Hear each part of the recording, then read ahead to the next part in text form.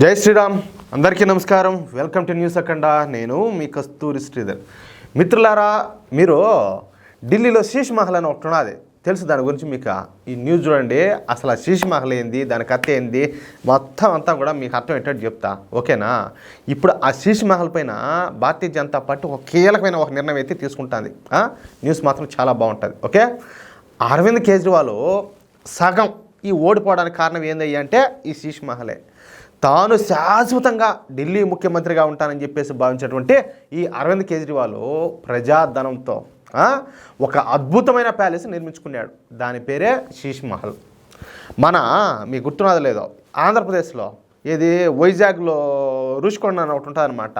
ఆడ ఎవరు జగన్ ముఖ్యమంత్రిగా ఉన్నప్పుడు ఏదో ముఖ్యమంత్రి కార్యాలయాలని చెప్పేసి అని కట్టినారు. దాదాపు ఒక 500 కోట్లు ఖర్చు పెట్టి. అదేవిధంగా ఈ కేజ్రీవాల్ కూడా ఢిల్లీలో ఈ శీష్ మహల్ నిర్మించుకున్నాడు. నిజానికి ఈ శీష్ మహల్ నిర్మించినటువంటి స్థలంలో ముందు ఒక 7 అపార్ట్మెంట్లు ఉన్నాయండి. అక్కడ ఆ అపార్ట్మెంట్లో మధ్యతరగతి ప్రజలు నివసిస్తూ ఉన్నారు. కానీ అరవింద్ కేజ్రీవాల్ మాత్రం ఆ 7 అపార్ట్మెంట్లను అక్రమంగా నిర్మించినారంట.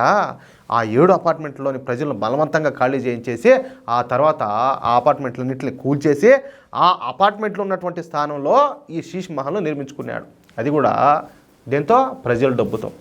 ఈ శీష్ మహల్ విలువ ఎంత తెలిసినా 70 కోట్ల రూపాయలు. అవిగాక ఈ శీష్ మహల్లో నిర్మించినటువంటి కిచెన్లో ఉండే సామానే 1,20,00,000 అంట. అర్థమవుతుందా? ఇక ఈ శీష్ మహల్లోని ఫర్నిచర్ విలువ 5 కోట్లు. ఇక ఈ శీష్ మహల్ ఉపయోగించినటువంటి మార్బుల్ను ప్రత్యేకంగా ఇటలీ నుంచి తెప్పించారంట. చూడండి, ఆలోచించండి మీరు. ఇలా చెప్పుకుంటా పోతే చాలానే ఉండదు మ్యాటర్. ఇవన్నీ కూడా ప్రజలు కట్టినటువంటి పన్నులతో ఏర్పాటు చేసుకునేటి. అది కూడా ఒక్క అరవింద్ కేజ్రీవాల్ కుటుంబం కోసం మాత్రమే. మీకు అందరికి కూడా తెలుసు ఆయన ఏం చెప్తున్నాడా, నేను ఒక సాధారణమైన మధ్యతరగతి వ్యక్తిని నేను అని చెప్పేసి మామూలుగా సింపుల్గా ఏదో ఒక చిన్న స్థాయి ఉద్యోగి మాదిరి ఈ షర్టు ప్యాంటు జోబులో రైనాల్డ్స్ పెన్ను ఇవన్నీ పెట్టుకొని తలక అంతా ఆయన చలిగది కట్టుకున్నట్టు ఆ మఫ్లర్ ఒకటి కట్టుకొని ఎంత బిళ్ళపిచ్చినాడా, ఎంత నమ్మించాడు జనాలన, బకరాలు చేశాడు అందరినీ. అట్టోడు తన కుటుంబం లగ్జరీగా ఉండడం కోసం 70 కోట్ల రూపాయల ప్రజాధనంతో ఈ శీష్ మహల్ నిర్మించుకున్నాడు. అది కూడా ఎట్లా రహస్యంగా నిర్మించుకున్నాడు. అది ప్రతి ఒక్కరు గుర్తుపెట్టుకోవాలి. ఒరే స్వామి అంత కడతా ఉంటే అది రహస్యమే ఉండదని చెప్పి మీరు అనుకుంటారు. ఎట్లా తెలుస్తుంది చెప్పండి? ఆడ ఏం కట్టేది, ఎవరి కోసం కట్టేది ఎట్లా తెలుస్తుంది? అప్పట్లో ఇప్పుడు కరోనా టైంలో అన్ని నిర్మాణాలు కూడా బంద్ చేశారు కరోనా వల్ల. కానీ కరోనాతో సంబంధం లేకుండా నిర్మించినటువంటి కట్టడం ఈ శీష్ మహల్ మాత్రమే. ఇకపోతే ఈ శీష్ మహల్ విషయం బయటకు రావడంతో అరవింద్ కేజ్రీవాల్ ఒక్కసారిగా అట్లే హతాశుడైనాడు. అట్లే కేజ్రీవాల్కు ఈ విషయాన్ని ఎలా సమర్థించుకోవాలో అర్థం కాల. అందుకే ఈ శీష్ మహల్ను ఢిల్లీ ముఖ్యమంత్రి నివాసం కోసం నిర్మించిన అని చెప్పేసి మరో అబద్ధం చెప్పినాడు. అంటే ఈయన ఉద్దేశం ఏంది, ఇలా కాలం నేనే ముఖ్యమంత్రిగా ఉంటాను, ఇక నాదే కదా ఇది నెట్ అనమాట. ఈయన గారు కట్టుకునేదేమో ఓన్గా ఉండించుకునే దానికోసం. ఇంకా ఇష్యూ అయ్యేటప్పటికే దాన్ని ఢిల్లీ ముఖ్యమంత్రి నివాస భవనంగా ఉపయోగించుకున్నారు. అర్థమవుతుందా?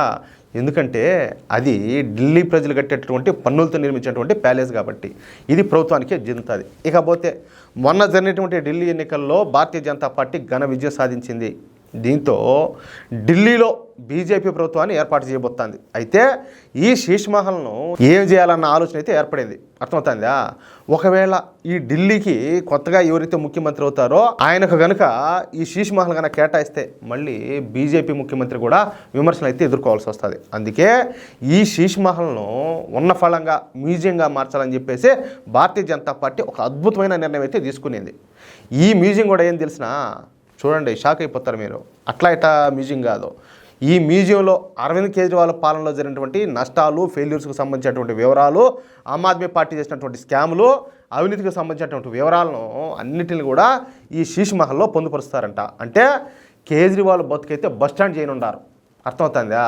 అంటే ఆయన ఏ ఆలోచనలతో ఆయన కట్టుకున్నాడో మొత్తం ఆయన చేసినటువంటి పాపాలన్నీ కూడా మ్యూజియం పెట్టి దాంట్లో అన్నీ కూడా షో చేస్తారు. అర్థమవుతుందా? మామూలుగా ఉన్నది మ్యాటరు. మిత్రులారా, ఈ న్యూస్ కనుక మీకు నచ్చినట్లయితే ఖచ్చితంగా ఈ న్యూస్ నలుగురికి షేర్ చేయండి. అదేవిధంగా ఈ న్యూస్కి సంబంధించి మీ యొక్క అమూల్యమైన అభిప్రాయంలో ఖచ్చితంగా కామెంట్ చేయండి. ఇంకో మాట, ఇంతవరకు మీరు కనుక మన ఛానల్ సబ్స్క్రైబ్ చేసుకున్నట్టయితే ప్రతి ఒక్కరు కూడా మన ఛానల్ సబ్స్క్రైబ్ చేసుకోండి, సపోర్ట్ చేయండి. జై శ్రీరామ్.